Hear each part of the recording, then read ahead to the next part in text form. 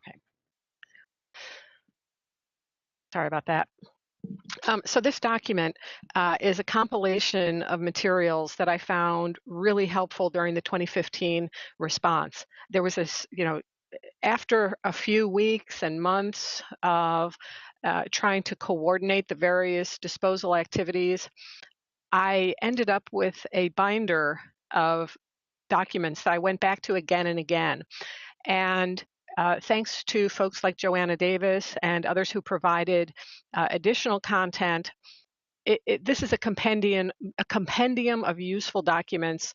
And so we hope that this would be helpful to IMTs and folks during planning to have this sort of, how-to desk reference guide for carcass management.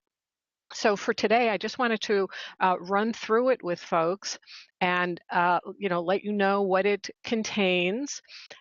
Also to let you know that this is a living document, that if you have other materials that you think would be a good addition, or if you see things that should be changed, please let us know.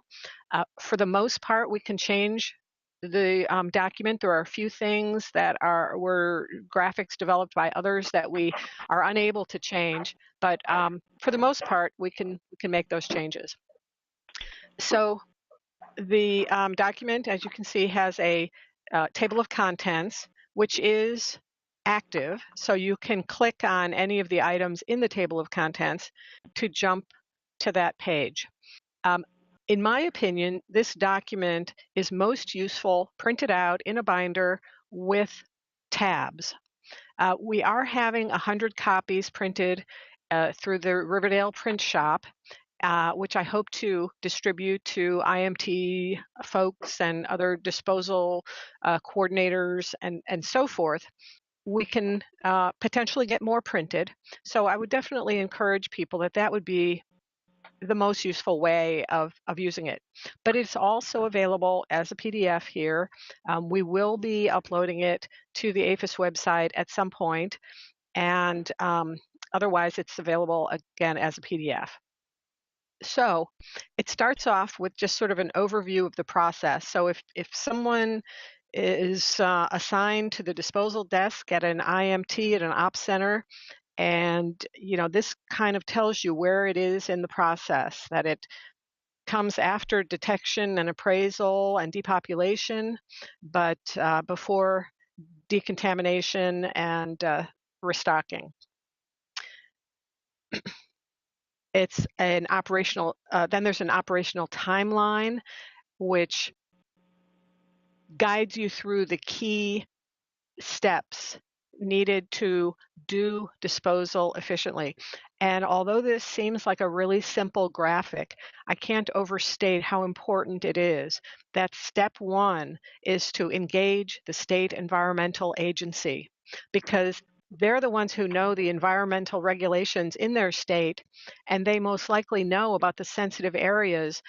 So they can quickly tell you, yep, that farm, it's, you can bury there, it's not going to impact any drinking water. Or they can tell you, that is right in the public drinking water supply protection zone, and you don't want to bury anything there. So getting the state environmental agency involved day one is critically important. We found that with the response in Tennessee this year, and often the state vet's office and the State Department of Agriculture don't realize they need to get the State Department of Environment involved. So that becomes a critically important step.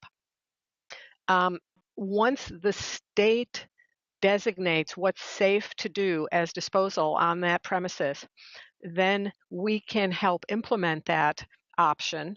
We pay indemnity, but we as APHIS are still responsible for ensuring that it complies with all environmental regulations under the National Environmental Protection Act. And the reason we're on the hook with that is because we pay for it, and the federal government is responsible for environmental protection for any actions we pay for, even if we're not deciding, even if we're not making the decision on how it's done, and even if we're not doing it ourselves. If we pay for it, we are responsible. So I can't overemphasize that part enough. And then, of course, doing all the things necessary to implement the action on the ground with the operations branch, working closely with the depopulation and euthanasia team to be sure that we don't have euthanized animals laying around for a period of time before disposal takes place. And then, making sure that the option that was selected was actually implemented. And hopefully we can get the state involved to help us do that. But this is, of course, still a work in progress, and different states are at different levels of preparedness. And then this is just some more graphics about how it would look within the IMT, with the site or case manager working with the disposal group supervisor to make sure we're implementing in accordance with the state authorized method. There's a form that can be helpful to people in terms of you have a new premises, you need to get some resources there. So you're going to, want to know your contact people. Where is the facility? Who's the disposal team leader, the Depop leader? If you need composting SMEs or the like to be dispatched, you're going to want to know the best airport to fly into, the number of hours from the airport, and so forth. You want to know the disposal method that the state has approved. And then you have to implement that method. And so, particularly if you're doing composting, you're going to need to know how many birds or how many animals of what size. Is there a carbon source available on the property? Alternatively, if you're doing burial or you are hauling to landfill, you again need to know those quantities so you can order the trucks. You can make sure that the operation meets the need.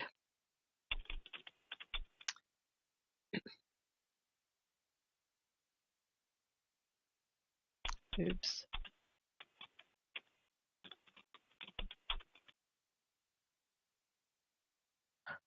Sorry.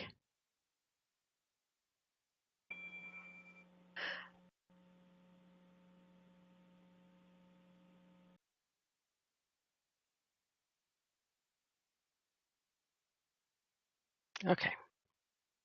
Nope.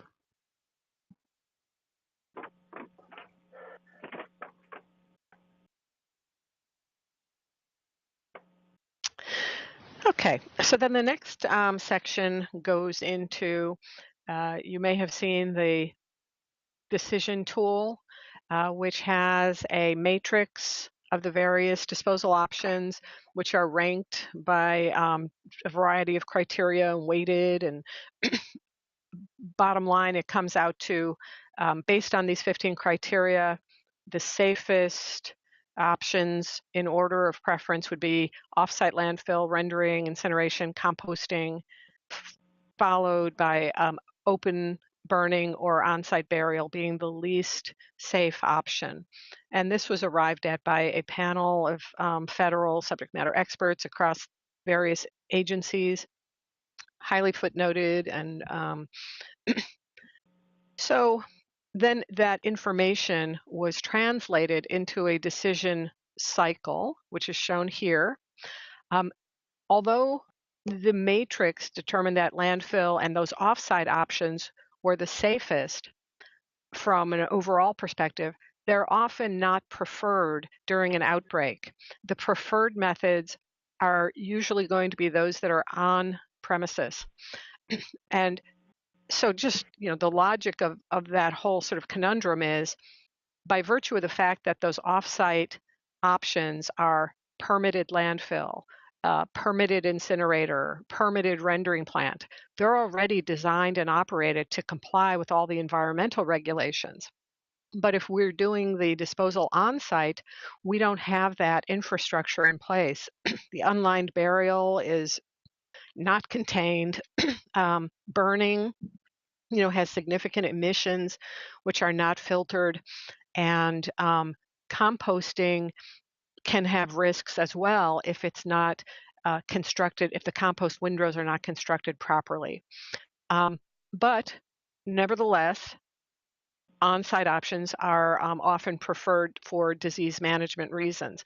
So this loop starts with those on-site options and provides you links to checklists to help you answer the question if you can do in-house composting, outdoor composting, and so on. And it also links to disposal training modules. And I'm sure many of you have seen this before, so I'm not going to spend much time on this.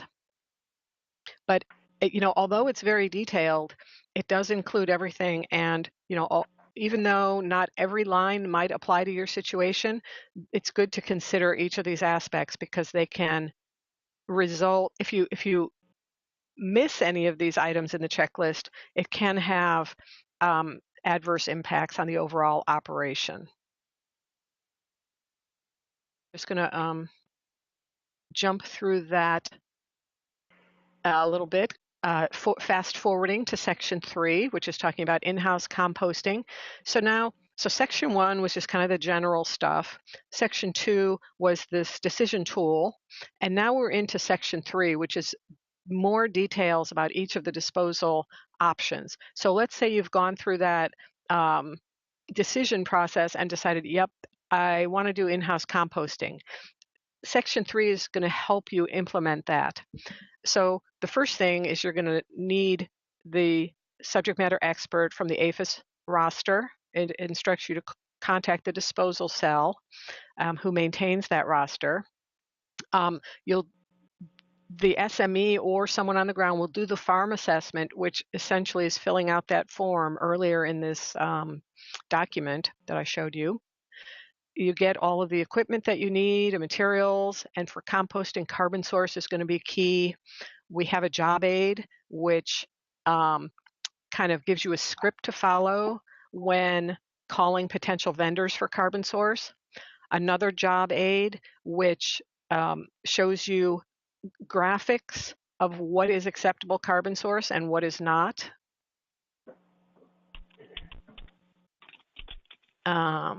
This is the script. Oops, I don't know how to get back.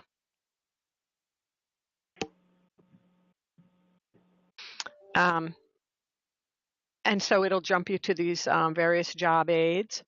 It again will print out the checklist that you saw earlier.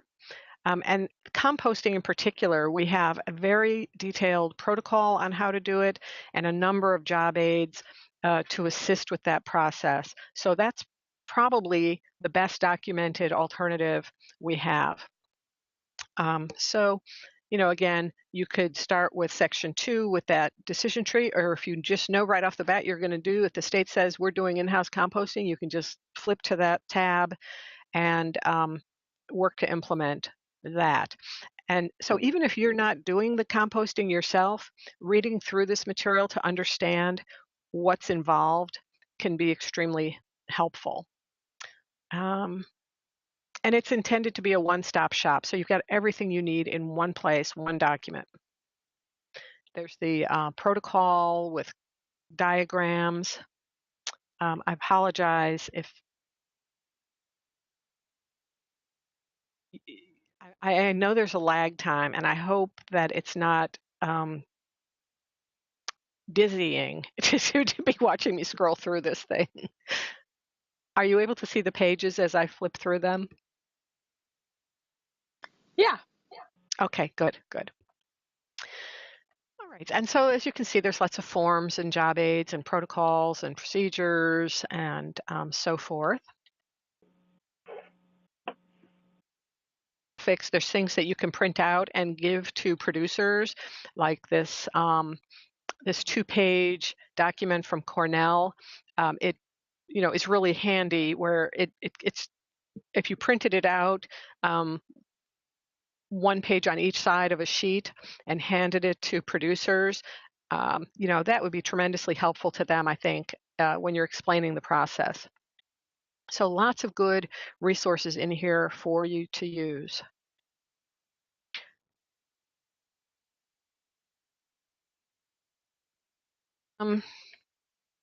In terms of burial, this is an estimator, so it's a whole bunch of different sources that estimate how much space you need to bury how many animals. And so this can be very useful as well if you're trying to figure out if you have enough room to do burial on a particular premises.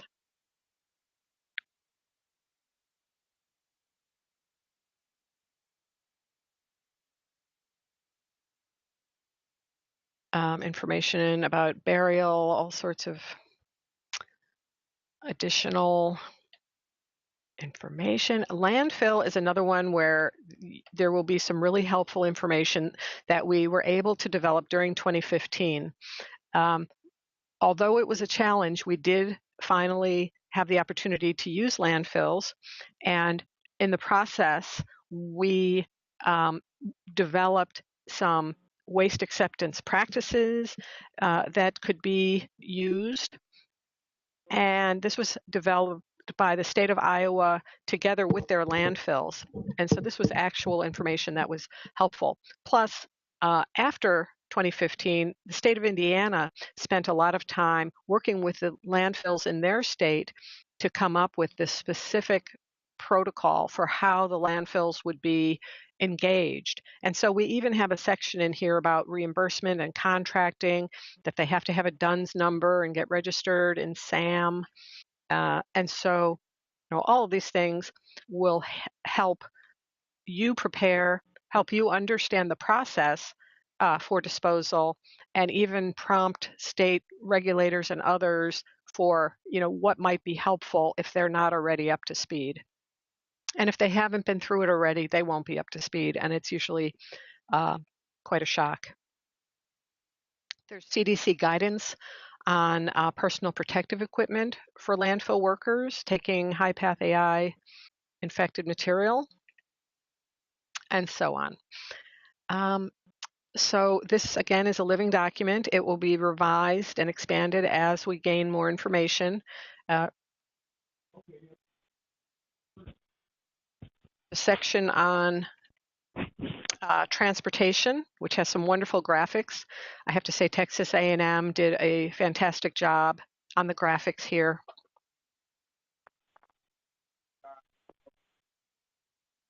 Even a section on personal protective equipment and permitting. So this was the 8 steps in interstate permitted movement that is on the APHIS website. Again, these things are subject to change, but it's sort of a snapshot in time of the best of what we've got right now. Handy dandy quick response cards, personal protective equipment, even a checklist for what to have in a go bag. So if you're planning to deploy or think you might be called, having this duffel bag already prepared with these items in it can be extremely helpful. As an APHIS employee, you can likely get these materials through the agency, and then once you arrive on the ground at a response, the PPE would be replenished from the stocks that are available to support that response.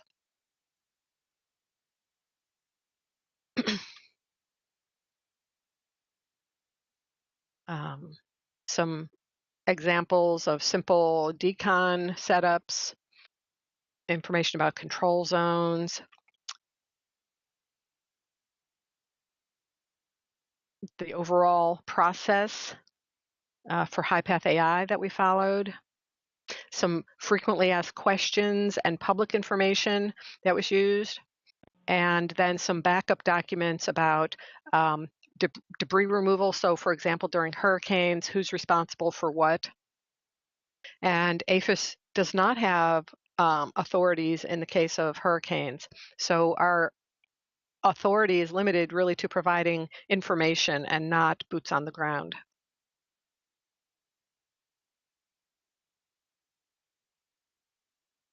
Information about how to access National Veterinary Stockpile resources, questions and answers about the stockpile, all from their website. And then again, overviews for producers or the public. And so these types of things can be very helpful for you to get up to speed, to share information with people, and just overall be ready to respond. So that's about it. That's all I wanted to share with you. Are there questions, comments, suggestions?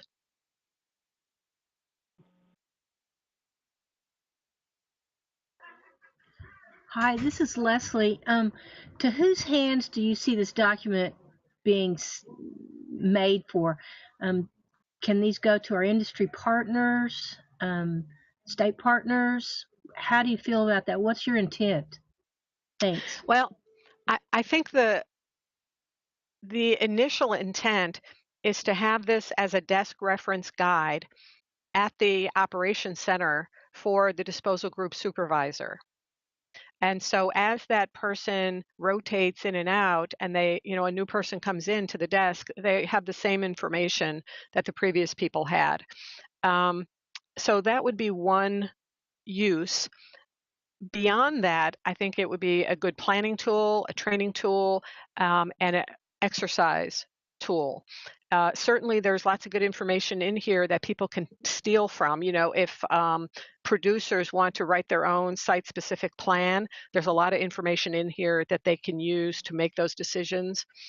And so given that it is in a PDF format and it will be on our public website, it can be widely distributed to anyone who might have a use for it. But the hard copies, again, I would think would be really useful at the Ops Center on the desk.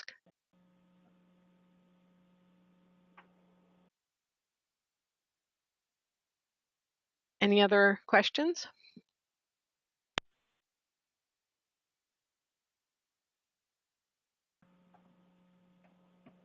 Okay, great.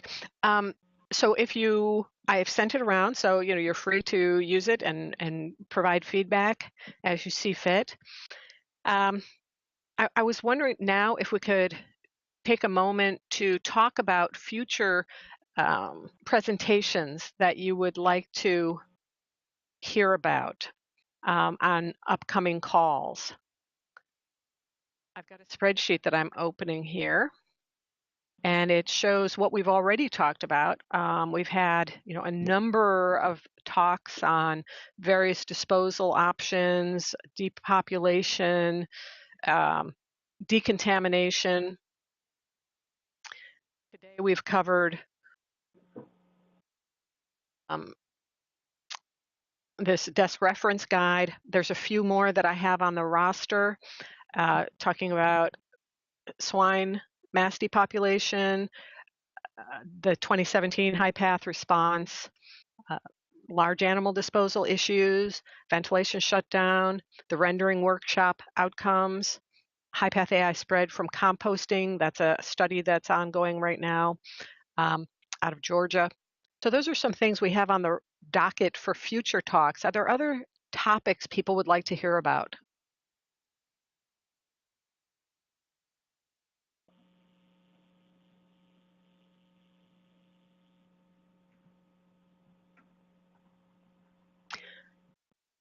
Lori, this is Well, Sherry. I'm not. Oh, hi. This is Sherry.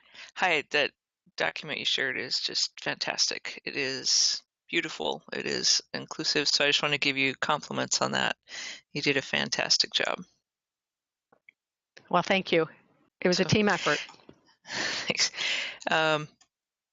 One outside the box, just on your list, would be an aquaculture event, but we don't typically go there, and I don't know that we know a lot about that. So that's a great, but it's something that would be useful to find out about. So thank you for that. Do you have any suggestions as to who might be knowledgeable? Kathleen Hartman, I'm thinking, but not, that's the name that usually comes to mind. And where is she? Is she APHIS? Yeah, she's down in like Florida, Georgia. She's an aquaculture expert. So I don't know, she's the disease expert, but for, disposal, that type of thing, if she doesn't know, she probably knows somebody who would know. Okay. Another sort of related, not so much aquaculture, but marine mammal disposal. I guess that's not really us, though. So, unless people find that particularly interesting, how to compost a whale. Lori, this is Leslie Cole. You mentioned this just a moment ago, but maybe some sort of overview of our legal responsibilities and limitations as it comes to carcass disposal in these disaster situations, because most of us know that, who's going to dispose of the carcasses is a circle chase from start to end in these hurricanes and things. And maybe something to kind of clearly state, within the realm of policy makers making changes, but clearly state, our role in that ESF 11 FEMA disaster world. Something That like is a that. great suggestion. And in fact, I don't think he attends these calls, but I would nominate Jimmy Wortham, ESF 11 coordinator out of Texas, who has dealt Throw with this Jimmy under the extensively. bus. Well, I'll ask him first. Yeah, that's a Thank great you. idea. Thank you.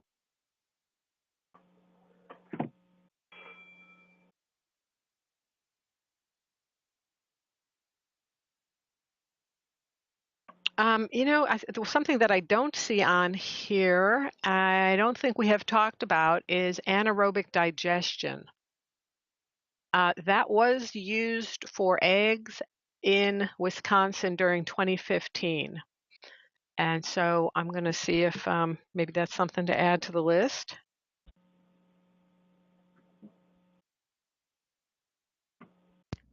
And Doris Olander has worked pretty close with that company in Milwaukee.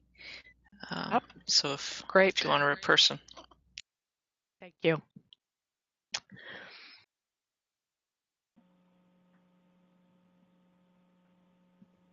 Great.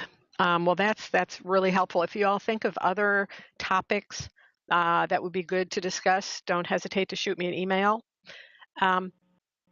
And in terms of just open discussion for today, are there any carcass management, disposal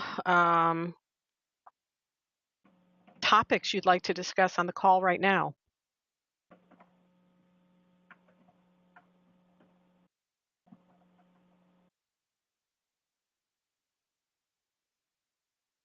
Okay, well, not hearing any, it looks like we can all get another half hour back into our lives. I want to thank you very much for participating today and for all the great work that you're doing, and look forward to speaking with you again in a couple weeks. Thank you, Lori. Thank you. Bye-bye.